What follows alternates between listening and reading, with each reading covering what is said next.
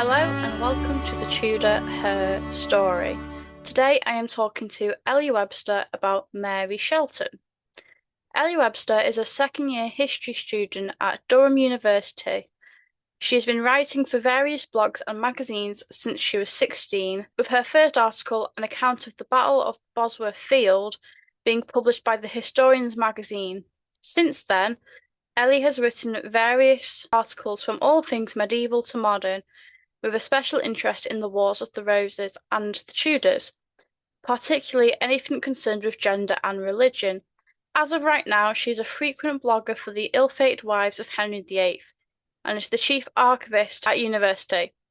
This is her first published on a larger scale. Let's get into today's episode. Hello, Ellie. Welcome to the podcast. Hello, thank you for having me. No, thank you for coming on. So today we're talking about Mary Shelton, and I can't wait to discuss and learn more about her. But firstly, about you. So when did you first become interested in history, and more specifically, the Tudor period? So, obviously, I always did history at school from a very young age, but I'd never really been particularly bothered about it as a favourite subject until about year three. So, when I was about seven, I think, my first ever memory of a child was in brownies, I think, like Girl Guides. Mm. And I said in my news, oh, tomorrow I'm learning about the Tudors at school. And I'd never heard of them before, didn't know a single thing. And then I went in the next day and I remember we had to write an account of if we were at the Battle of Bosworth. Mm. And I think from that moment on, I was like, you know what, this is actually kind of fascinating. And I remember then I kind of spent the next few years I had a little journal when I used to draw the six wives and write a diary account as if I was there and I was I served Anne Boleyn and stuff. And then obviously moved on to more advanced history and at school and sixth form and stuff. And then I just read more biographies and watched more shows. And then after that, it kind of just sparked into a lifelong obsession. And ever since then, I've just kept going and going and going until my brain is basically just Tudor. What specifically about the Tudor era fascinates you? I think it's probably how quickly the environment could change. I think Mm. because there we go with the ums.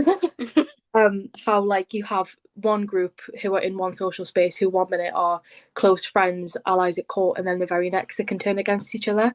Like for instance, you've got Thomas Cromwell and Thomas Cranmer. One minute they're close allies in the dissolution of the monasteries and working towards the Protestant Reformation, but then the next Cranmer oversees Cromwell being executed. I suppose it's the same with people who were at Anne Boleyn's coronation, but then a few years later work towards having her executed.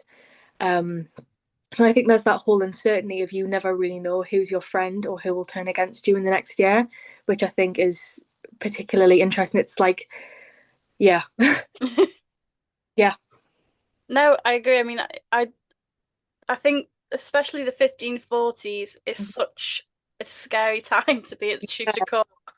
yeah. That's why I think films like Firebrand was so good in getting the environment that we read in books, which I feel is particularly hard to replicate on the screen, which just really shows you didn't have any friends no matter how close you are with someone. Or, for example, you might share a book like the Devonshire manuscript with your friends. You never truly know who's going to end up with a head on a spike, like Henry Howard, the Earl of Surrey, who was a main contributor to the Devonshire manuscript, or like Thomas Wyatt, who was probably alongside Surrey, wrote the most in it, and he nearly was executed twice, and Surrey ended up with his head on a spike.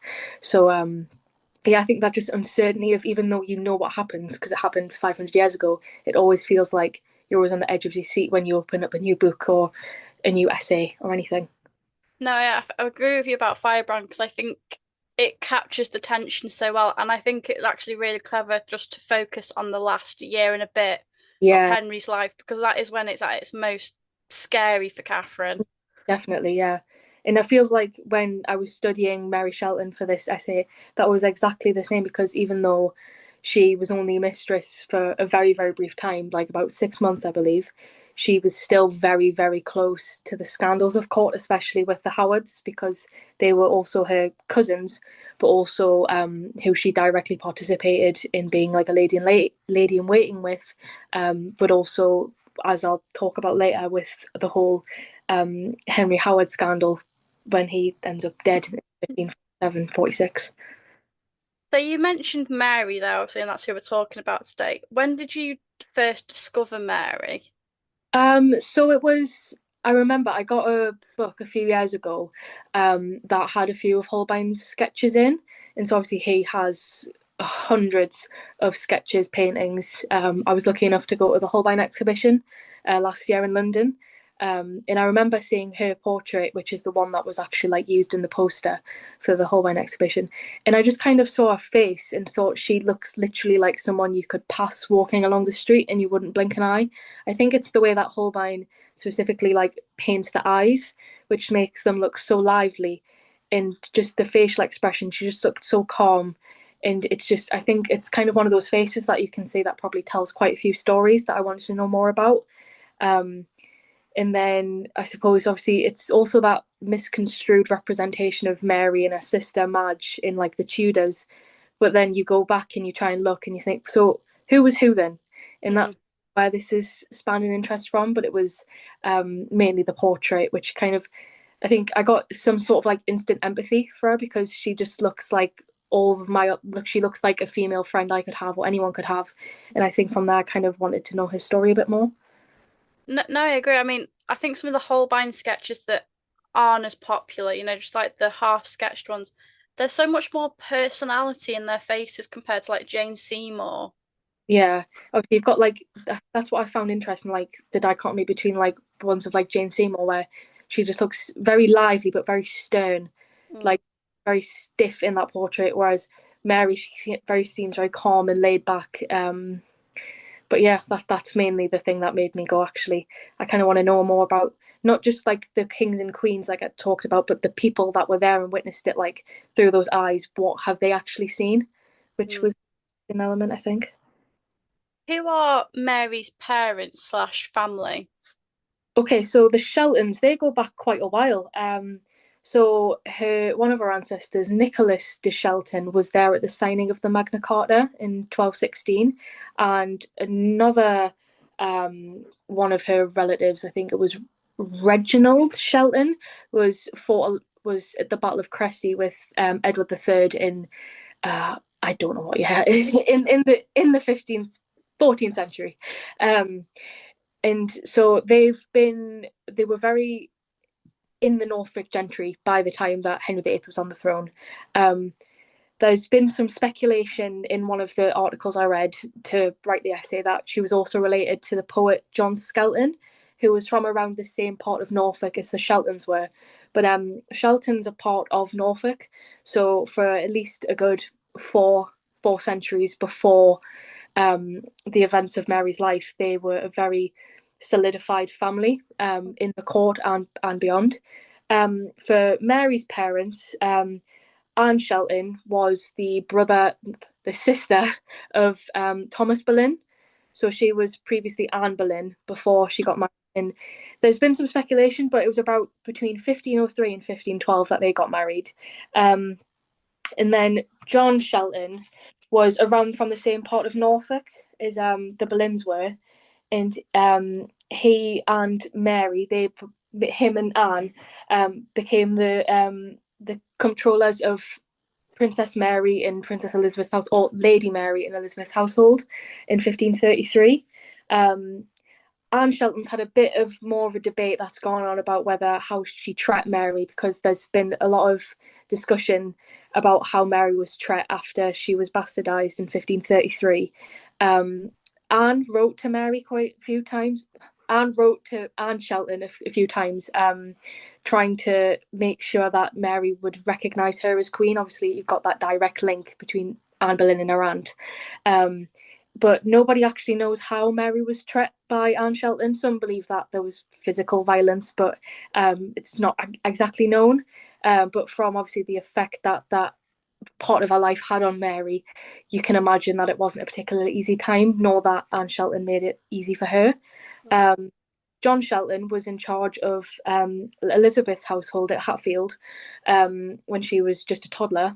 And there's a famous moment in history after Anne Boleyn's executed when Elizabeth says, How haps it governor yesterday, my lady princess, and today, my lady Elizabeth. Those were the words that she actually said to John Shelton. So he had a direct role in both participating in Elizabeth's life before and after she also became a bastard like Mary. So they were at the very core of both Anne Boleyn's time as queen and the court in wider. So yeah, some believe that Anne Shelton was directly there to make sure that Mary recognised Anne as queen, but nobody really knows. But she didn't. She wasn't there for particularly very long because by 1536, Anne Shelton was one of the ladies that was in Anne's household in the Tower of London. Um, and I sort of believe that I do believe that it was at this point where Anne Boleyn by now kind of had a deep resentment for the Sheltons, which largely stems from Mary Shelton being Henry's mistress the year before. Um, Anne Boleyn does say at some point in the Tower that these are people that Cromwell had put in that she didn't love or that didn't love her. So it's probably at this point there's been some from Mary's time as mistress and also the fact that I'll go into it, but there has to be at some point Anne Boleyn slowly, gradually started from liking the Sheltons and putting them in great positions of power, overseeing baby Elizabeth's household and Mary's household. That by now the Sheltons and the Boleyns are no longer really friends. Hmm. But Mary had a history of prestige behind her from her parents. No, absolutely. It sounds like she was, well, a very long lineage, as you were saying, goes back right up into the Magna Carta. As we know, it could go even further back. And obviously, the big link with Anne Boleyn being Queen of England. Do we know anything about Mary's education or where she was in her early years? So Mary was one of 10 children. And I think I think it was six sisters and four brothers. And from what we can see later on in her poetry, we can assume that she had quite a humanist upbringing that was full of, she was born in about 1520. So uh, she was born in like the very zenith of humanist education. It was probably likely that she was educated at home in Norfolk with her sisters. Maybe by her mother at times, or probably by a tutor. Nothing exactly survives of what Mary had as a child, or what she was taught as a child. But from what we can assume, it was probably music, textiles, reading, arithmetic, the usual sort of education that would have prepared Mary more for a life of eventual marriage. But obviously, I'm sure by then her parents would have kind of been preparing Mary for a life at the court, whether that be serving Catherine of Aragon. Um, but yeah, she was probably about in the middle of the children that Anne and John had. So she was born in about 1520. So between 1516 and 1520, and if they married in 1512 and she was one of 10, she was probably about the fourth child, I'd assume. So she probably wasn't born with much precedence, especially being like not the first daughter nor the first child. Um, so she probably just had an education that left her literate, was able to converse while in public settings, um, and could play music, anything that would essentially attract a noble husband, really. Do we know if Mary had a court career? Obviously, we know she serves Queen Anne, but is there anything of her serving Catherine, or is she too young? No, so essentially the minimum age to enter the court was about 12, and if Mary was born in 1520, then that would make her about 12, 13 when she's allowed to enter the court, which obviously fits very nicely with which when Anne Boleyn comes to court. Um, so I would probably assume perhaps any of our older siblings or older relatives might have served Catherine of Aragon. Obviously, Anne and John already had roles at court by then, especially Anne being the sister of Thomas Boleyn. They were already well into the courtly sphere. So it was probably after it was certain that Anne Boleyn was going to be queen that Mary gets secured a role as a lady in waiting. Do we? So you were talking before about Mary being Henry VIII's mistress. Mm. It obviously that's a bit debated as well, isn't it? If she was, or if it was Madge that was actually the mistress. Do you think they were both Madge and Mary were a mistress? No, so this has obviously been debated for about 30 years now. And the first ever note we have of Mary being the mistress comes from February 1535 from Eustace Chapuis. And it's kind of been asserted that the way that it's an issue with paleography. So the Y has been kind of made to look like a D and a G, so to look like Madge. We don't know. Maybe Madge was a nickname for Mary. It might have been. She had quite a few close friends at court, so there's no doubt she probably had some sort of like friendly nickname.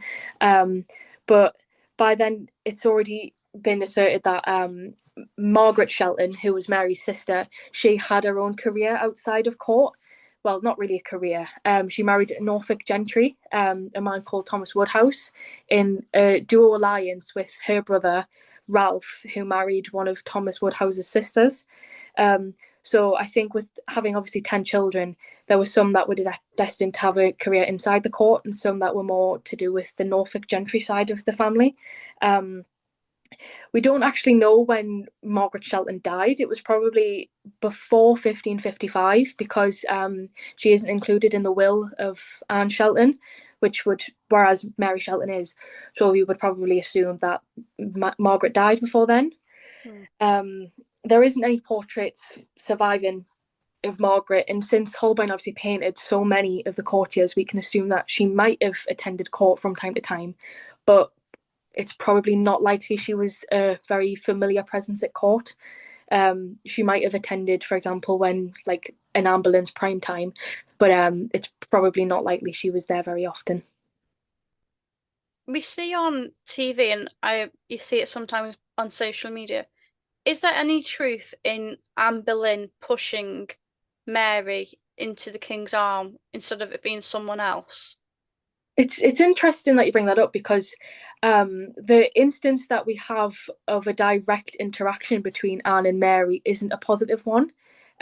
So the second source that kind of legitimizes Mary being the mistress is from William Latimer, who was in Anne Boleyn's household, and he talks about a time when Anne caught Mary writing idle poses in a prayer book, and then she wasn't happy, which I think is quite an interesting note to think of the fact that maybe this was like kind of a reminder to Anne of how contingent her position as queen was, because a few years previous it was her writing notes between her and Henry, and now she saw someone else doing it. I think it's likely that Mary could have been pushed into it by Anne, but obviously this was during a time when Anne was pregnant, and the king, as weirdly enough as this was, had that male urge to take a mistress for however long Anne Boleyn was pregnant. Um, but since it was a very short term thing, I think that's probably what Anne Boleyn intended it to be, if anything at all. Hmm. But from the only source we have of the interaction between Anne and Mary, I don't think it was a match that Anne necessarily approved of, because obviously by 1535, nearly a year and a half after she's given birth to Elizabeth, and there's still no other child. I think by then Anne was probably getting quite precarious of a situation, and then to see Henry, flirting the same way that he did with Anne a few years before, that probably would have been quite a wake up call to Anne. No, it must have been quite, as you say, it was fractious, and Anne knew that she needed to give Henry a son. Yeah, And if Mary, if we think she's born 1520, she's only 15 by this yeah, point as well. So a massive age benefactor yeah. compared to Anne. Precedent for Howard there a little bit. I mean, it is because also you've got Anne Bassett, who's also rumoured later on, and she's Yeah, 15, I think, as well. yeah, She's something like that. So then it must have been quite a again, like what I said earlier, like no one's position at court was ever certain. So then to see that Henry still has those tactics that he used on Anne, used on one of her cousins, and a younger cousin who's never been engaged, is fairly new to the court environment. That must have been quite scary for Anne. But then again, it mustn't have been that scary because it only lasted about 6 months. Do we know why it was only 6 months? Is it Henry commented on it or Well, obviously, not long after Anne she loses the pregnancy, and then Henry and Anne go back to being having marital relations essentially. But then also wasn't long after that. I suppose Jane Seymour comes in the picture, because if we take 6 months after February, that's like September, June, September. So then mm, when Jane Seymour's in court, By then, it was probably only a short-term convenience for Henry. Yeah, we don't actually know much about why it ended or how it ended. We only know that, again, there was just some note that Henry and Mary Shelton are no longer together, essentially. We know obviously that Anne Boleyn is executed in 19 God, I'd Right? forgotten. It was like May 1536. Yeah. Mary does Mary stay at court or does she leave? It's quite a difficult question to answer because historians have said so many different things. One that I read, Kelly Hart basically says that she stayed at court and that she was eventually in the household of Catherine Howard. But there's actually no evidence to suggest that she was in the household of Catherine Howard. We can assume she might have been because she was at court at that time. Um, and obviously, one of her closest friends, Mary Howard, was directly related to Catherine.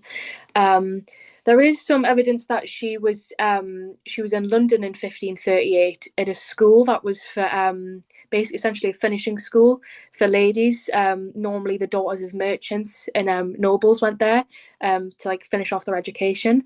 So we can kind of assume by 1538 she's preparing for marriage, or that her parents are kind of trying to get away from the situation. That's still by 1538, it's still a pretty raw situation considering, the whole Berlin affinity kind of went out in one go. And obviously, Anne Shelton was a Berlin by birth. There is some note in 1538 from the Lyell letters. John Hussey writes about Henry attempting to find wife number 4. And then he says that there are two candidates in England, being Mary Shelton and Mary Skipwith, who we can assume was also Henry's mistress sometime between 1535 and 1538. So by then, her name is still being associated with Henry at court. We don't know whether it was actually true or not. Obviously, it's probably just one of the gossips, one of the forms of gossip at court, that same as when Henry VIII was divorcing Catherine of Aragon, that Elizabeth Blount was going to come back and return to court and become queen. So it's kind of that thing of that old flame kind of returning, even though Mary was probably not always at court after serving Anne Boleyn for a few years, but her name was still being tarred with the affair that she had. Earlier you mentioned the Devonshire manuscript, and I've got to be honest, I really don't know what the Devonshire manuscript is. So could you All this. could you tell us what the Devonshire manuscript is? So I think the best way to describe the Devonshire manuscript to someone who hasn't heard of it before is it's basically the Facebook of its time. It was a way for close circles at court, especially those who were interested in poetry, to exchange letters, their feelings, like romantic intentions through poetry.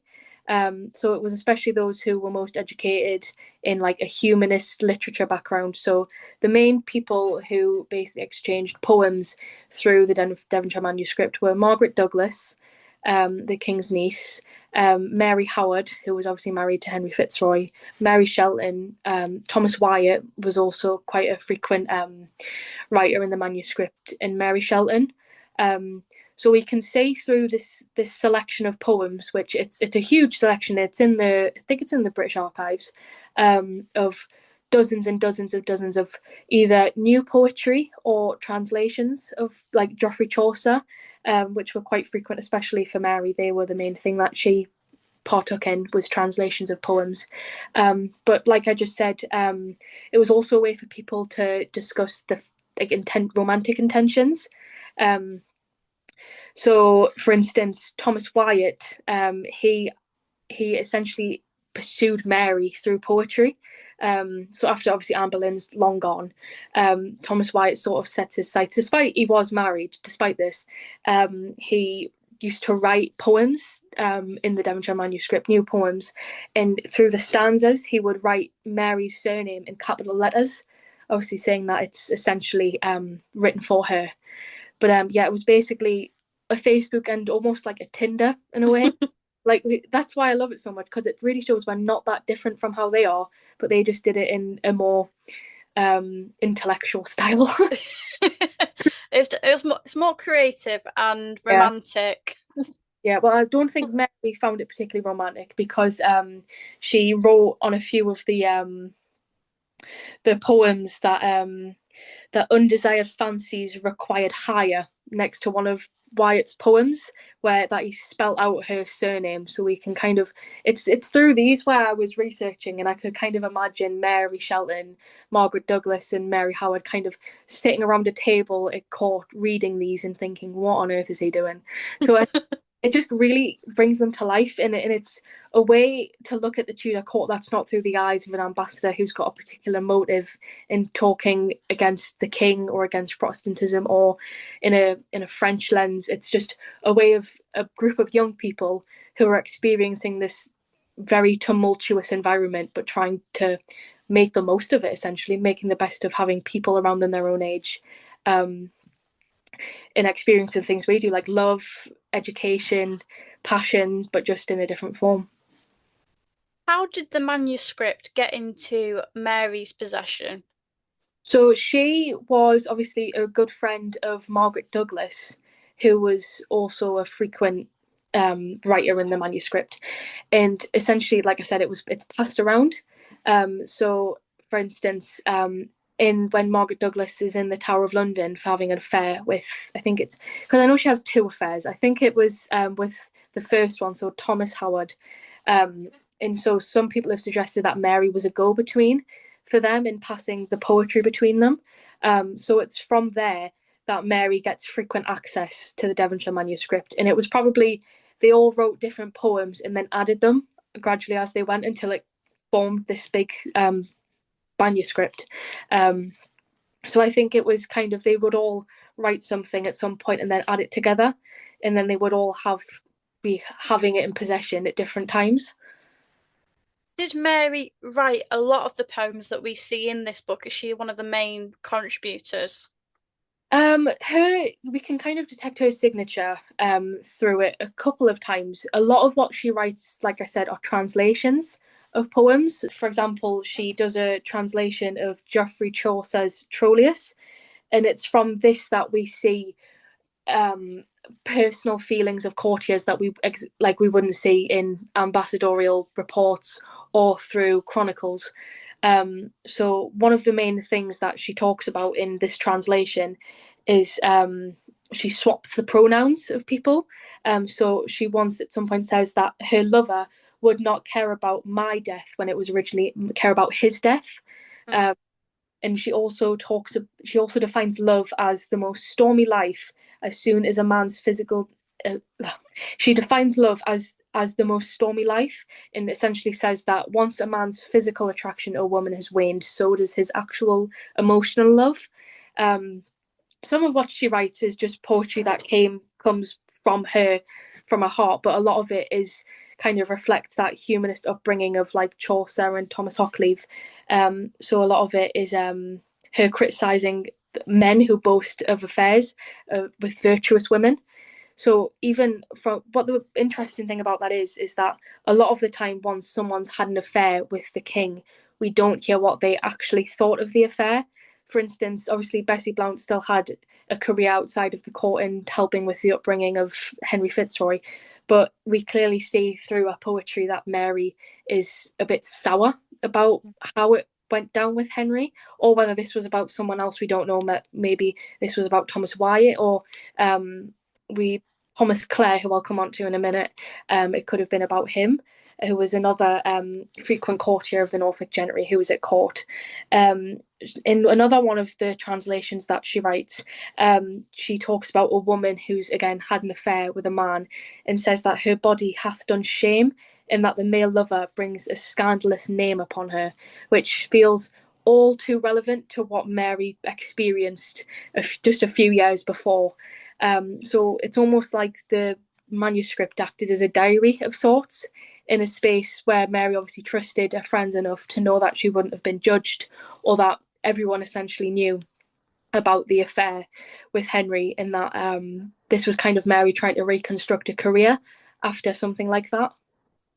I mean, I think it's a good way to get you, obviously, poems. I don't know how to write a poem. I'm absolutely rubbish at poetry. So fair play to them.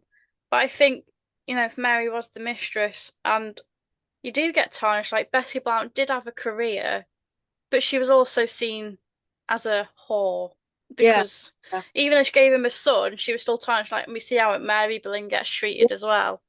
For as well. Like it's very, very difficult to reconstruct a career outside that. Even like today with modern day cancel culture, I suppose it's a very similar sort of environment of how, especially in an environment like the Tudor court, how do you sort of express your own emotions about something that was obviously very personal, especially if we consider that Mary was what 15, 16 when something like this happens to when you've got a man that's about 20 between 20 25 years older than her who was pursuing her when she's essentially just started a career in court. That must have been an absolutely terrifying experience, and I don't think it takes much of an empath to realize that.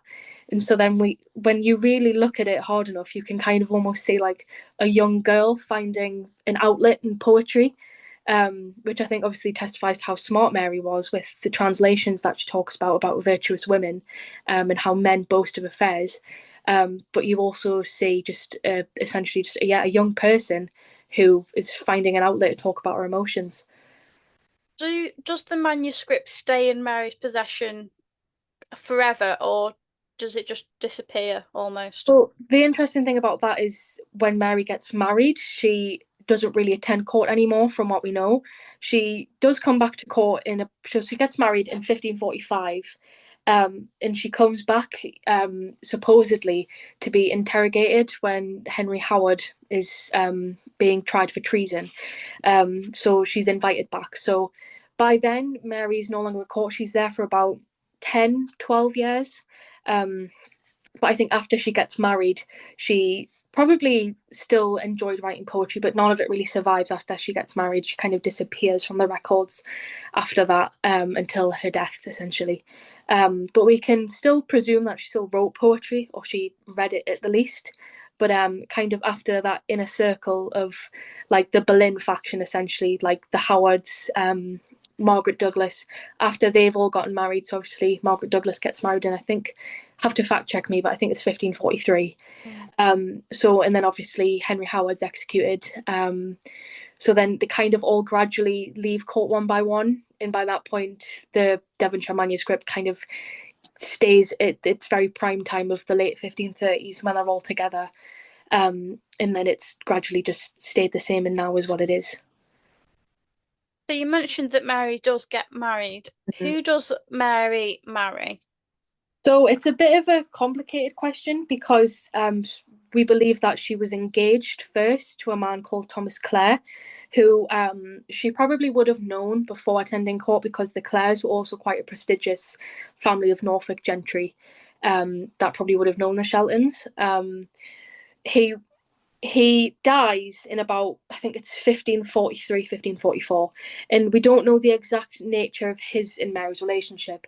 However, she acts as an executor of his will, um, and from that she is left a land grant by Thomas Clare, and obviously we can assume that might have been a friendship thing, but the fact that she was that and also acted as an executor for another Norfolk gentry would kind of we could kind of assume that that might have been um, an engagement. In a poem that's in the Devonshire manuscript by Henry Howard, talks about that Thomas Clare was for the county of Claremont, and he was Shelton for love, which obviously would assume that if that wasn't an engagement, there was at least some sort of romance between Thomas Clare and Mary Shelton.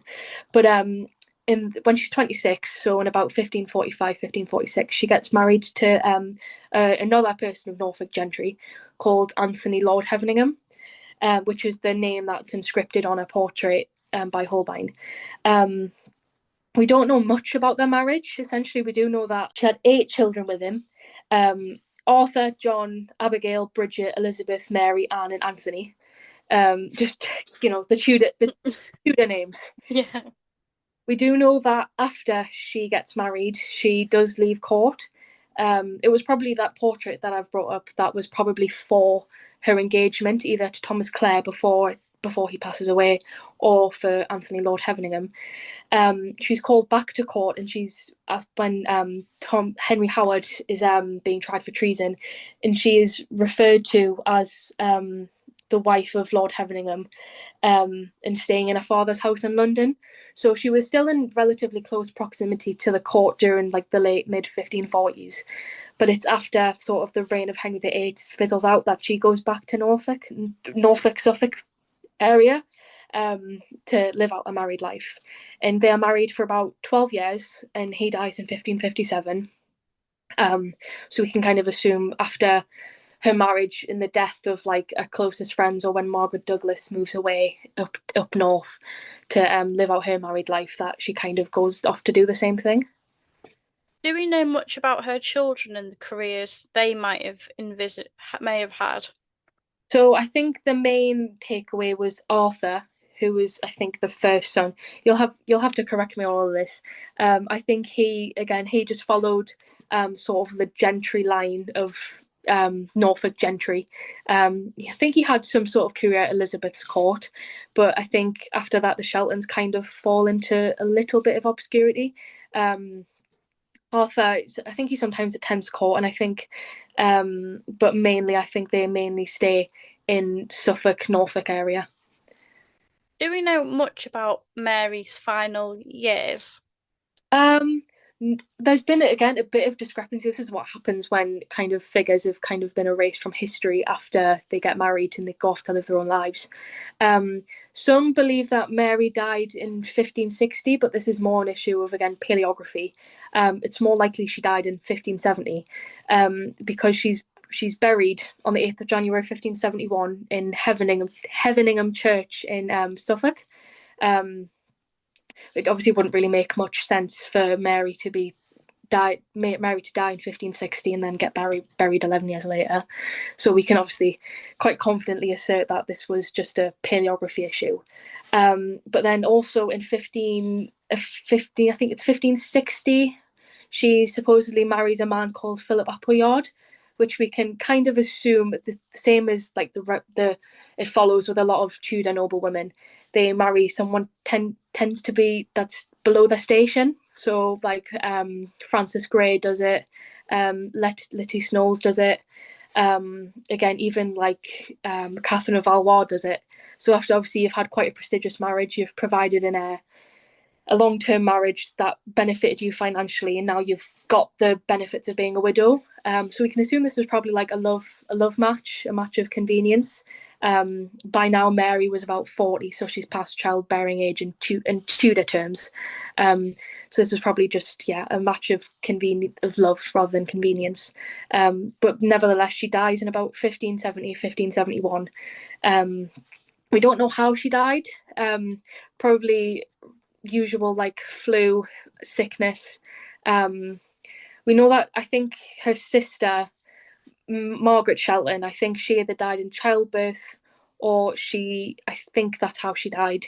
But again, the Sheltons mainly stay in that Norfolk, Suffolk area.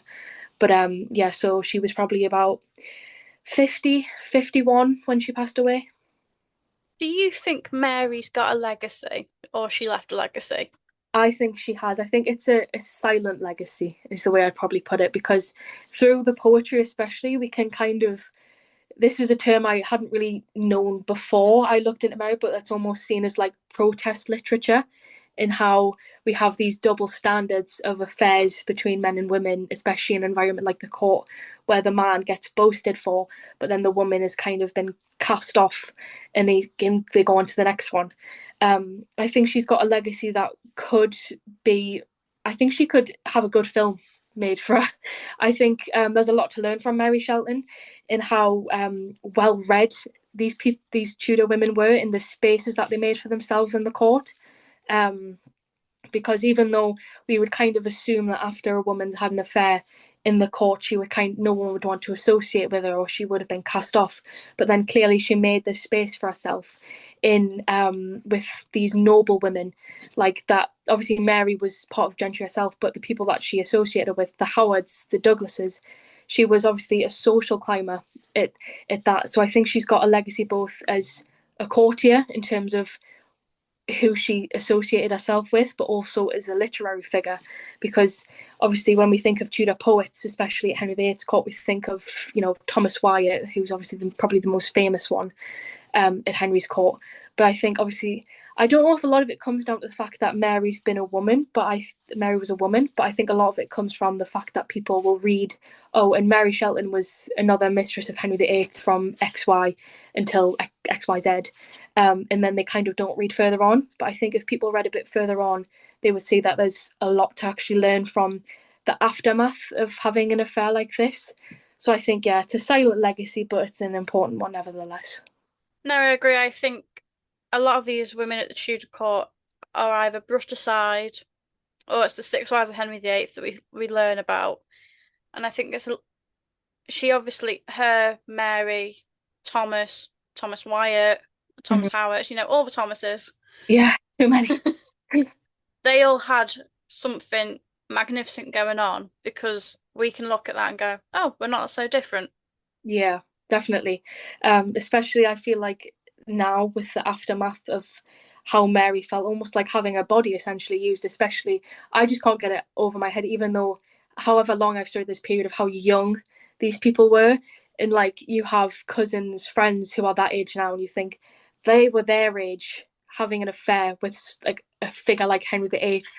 And it's when you have no other route to talk about it rather than your own words. I think that's something very, very powerful. And it's again, that is why you need kind of empathy to look at this sort of thing. And I think it honestly gives fresh eyes to how we view women, especially nowadays, who are in these sorts of situations. Because at the end of the day, they're all human, I suppose. No, I agree. I think women are far too judged, Yeah. especially in the Tudor period. And I always try to not look back at the Tudor period with a modern lens because I know sometimes you can't bring your views from now into the Mm. past. But I Yeah. think when you look at someone that's 15 years old, Yeah. I don't care what anyone says, you are not going to want relations at 15 years old. Like obviously there's a difference between obviously that being for it couldn't because it for political expansion because her parents were already in charge of Mary and Elizabeth, so you can't really get further in the court than that at that point, especially when your own cousin is queen. um but yeah, I think we've got a lot to learn from Mary Shelton, and it was particularly interesting writing this because you could literally apply it to any of the other mistresses of any period. Especially, I think it would be interesting to look at this for like Charles II, and obviously his mistresses, who obviously had very loud careers of their own. But especially for Henry VIII, because he has so many, especially the ones that we don't know whether they were his mistress or not, like Mary Skipwith, who's just got and her name written next to Mary's. Oh, she could potentially be queen. We don't know yet. So then it's kind of a field that could be literally applied to any woman if they're given the empathy, the time, and the patience to look into them. No, I agree. I think with Henry VIII, because he has more mistresses than you realise, Mhm. especially. And I don't think any of them are very well off. I don't, how like Francis the First kind of gave them these houses, and so did Henry II when he was married to Catherine de Medici. What did Henry VIII's mistresses get, except Well, Bessie Blount? yeah, exactly. Like apart from giving Henry the son, and she gets the marriage and then the marriage alliance with Gilbert Tailboys, I think it is. She marries. Yeah. And then obviously she gets to oversee the education of Henry Fitzroy. But then Mary is just kind of, you can see she's left with her own thoughts. She doesn't get anything because obviously her family's already made their mark in the court and in the wider sphere of England. So she hasn't provided anything for Henry apart from obviously, from what we can gather, a short term convenience and an antagonized Anne Boleyn, Mm. essentially. But all Henry got out of it more was probably an angry wife. um, So yeah, she doesn't get anything out of this apart from obviously we can assume trauma and frustration from what she talks about in the poems. No, I completely agree. And I've loved learning about Mary and the Devonshire manuscript. Before I let you go, I like to ask my guests 5 fun Tudor questions. So, have you got a Tudor pet peeve? Pet peeve. Oh, I see. one of the things, especially with studying the women, is this. I know it obviously can't be helped depending on the historian, the names and how they're spelt, especially with Catherine's, Mm, because then I'm always scared, am I spelling it right or am I spelling it wrong? So, like, for example, when I talked about Catherine Howard in this, I did with the YN, and sometimes I don't actually know which way to spell it. But then I suppose the other one would be calling Elizabeth the first a feminist. mm. As much as I love learning about Elizabeth, and I think she's a fascinating character, she is the furthest thing you can get from being a feminist. I mean, yeah, I wouldn't say Elizabeth the First is a feminist. I've got to be honest. I'm thinking, like, ask our ladies in waiting if they thought she was a feminist or not. I'd love to hear what they think about I don't think her ladies in waiting might have liked her very much. that. No, either. If you could return to any day in the Tudor period, what day would it be? I'm gonna go with Elizabeth of York and Henry VII's wedding because I would love to see what that atmosphere would have been like in London. Because you've got to think, recent months, Wars of the Roses, and you've got this beautiful epitome of youth in Elizabeth of York, but then you've also got the figure of Henry VII, someone who was obviously quite a frustrating figure at that time, who kind of waltzed onto the scene and then said that his reign started obviously the day before Bosworth. So then I'd love to see that atmosphere of, you have this like dynamic of Elizabeth, who is royal in every sense, the way she dresses, her mannerisms, her looks. She is full House of York. And then you've got this new figure of Henry VII. I'd love to see what the people saw in that. Uh, but also, I read somewhere, and obviously, quote me on this, don't quote me on this, that that was the first time fireworks were used in England, I think. So I'd love to see what London looked like that day. Maybe a peaceful, harmonious day. Yeah, because like TV shows like The White Princess, the wedding's always portrayed as very doom and gloom. But I would love to actually see like what Elizabeth thought of him, what Mm, Henry thought of her, because obviously we know that it turns into quite a romance between them both. mm. I'd love to see what they thought of each other on their wedding day. Have you got a favorite historical book? It can be fiction or non-fiction. Oh, I've recently read it for university. So, well, I've read it a while back and I reread it. Black Tudors by Miranda Kaufman. It's just, oh, I love that book because it's like every chapter goes into a new person, and I feel like so it's always fresh and you're always following obviously the same idea of, obviously, Black Tudors were always there. They were always present, but then you always get a new story with every chapter, Mm. um, which I think is just fascinating. I love that book. Um, Non-fiction history wise, I've got a soft spot for the Alison Weir Six Tudor Queens series, so I'd probably go with the Anne Boleyn one. I think I really liked that one. That was good, and also I love the covers. The art is just beautiful. They're so beautiful. I Yeah. think that's my favorite bit is the collecting the artwork. Oh, I know, like the little rainbow of colors. It's lovely. And I like the art she did for the Elizabeth of York one as well. Well, Yeah, I like the rest, but I like the Elizabeth of York one out of and the three. the Mary the First one, because she's probably my favorite Tudor monarch. I'm going niche, but I just so I need to get that one. If you could invite any Tudor figure to a dinner party, who would it be and why? Oh, this is a good one. I gotta think about this now because it'd be fun, but also wouldn't you couldn't say the wrong thing in front of and end up winding it up without a head. Um, I'm gonna say it because of what we've been talking about. I'm just gonna go with Mary Shelton. I think I would actually want, with it, regardless of poetry, I just want to hear in her own words what she thought of everything, apart from the downfall of Anne Boleyn, what she thought of Elizabeth, what she thought of Catherine Howard, because it must have been a scary situation of being in her position a few years previous, being such a young person, and then Catherine Howard being queen. So I'd want to, and also she could probably recite some cool poetry, which would be nice. Or I'd go with William Shakespeare. I think he would be a good entertainment at a dinner party. Sorry. Finally, have you got a favorite history fact? See, I was trying to think of this one because I'm trying to think of a niche one. Um, again, don't quote me on this, but I read somewhere that Puritans renamed cockerels roosters because they thought the first name was too inappropriate, which I thought was I think that's a pretty cool fact. Very, very Puritan. Very Puritan of them. Yeah, No fun in this household. definitely not. It just makes me think of the, obviously you're in the UK like me, so you'll have seen horrible histories growing up. It just makes me think of the historical wife swap. Honestly, it's so good. My university has a horrible history society. I know. A few months ago, they did like a club night of horrible histories. So instead of obviously your usual like club music, it was all horrible histories. I had so much fun. Like 1 minute you're out in at some club doing singing God knows what, and then the next you're like blasting Born to Rule. It's great. That's so good. Did you dress up or? Um, I didn't for that night, but then there was another event where you had to dress up, and I for the last Halloween I went as a Roman general, so I went as a rotten Roman. Right, but that's amazing.